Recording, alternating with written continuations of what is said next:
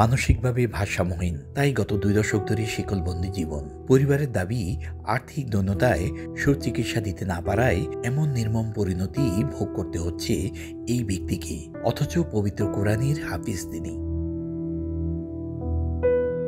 ছোটবেলায় বেশ মেধাবী ছিলেন, তাই পাশের গ্রামের একটি মাদ্রাসায় ভর্তি করা হয় তাকে।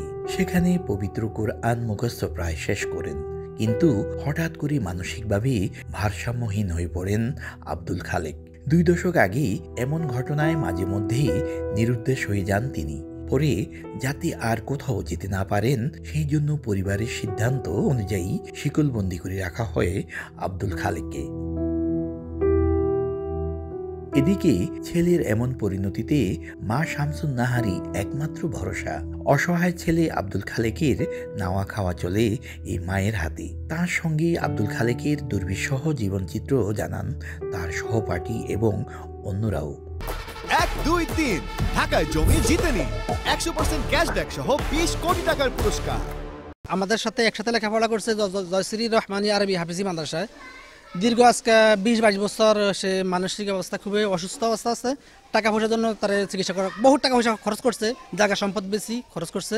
এখন তো শিকল অবস্থা আজকে প্রায় 20 বছরে ঘরে বান্ধা অবস্থা আছে। অনেক চিকিৎসা চালাইছে, ওনার বাবা নাই, এতিম। এখন আমরা আবেদন করতেছি যেন মাননীয় প্রধানমন্ত্রী একটু সুনির্দিষ্টভাবে যদি একটু তাকায়, তাহলে ওনার চিকিৎসাটা চলে। যদি সরকার থেকে যদি একটু খেয়াল করে, হয়তো বাইরে সুস্থতা একটু চিকিৎসা করলে, সুচিকিৎসা করলে একটু বাইরে একটু ভালো হইতো। আমার বাবারে আজ 20 বছর দিয়ে খাবাই, কত কষ্ট করি, কত নিজে চোখ আত্রাত গেছে কিনা ওই ফেরে আল্লাহ জানে, আল্লাহ দেখছে।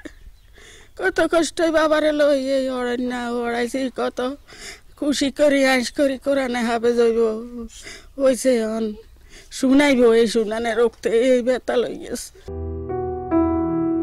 চাঁদপুরে ফরিদগঞ্জের ভোটাল গ্রামের মৃত আব্দুল কুদ্দুসের ছেলে আব্দুল খালেক 8 ভাই বোনের মধ্যে তৃতীয় তিনি। ফারুক আহমদ, সময় সংবাদ, চাঁদপুর।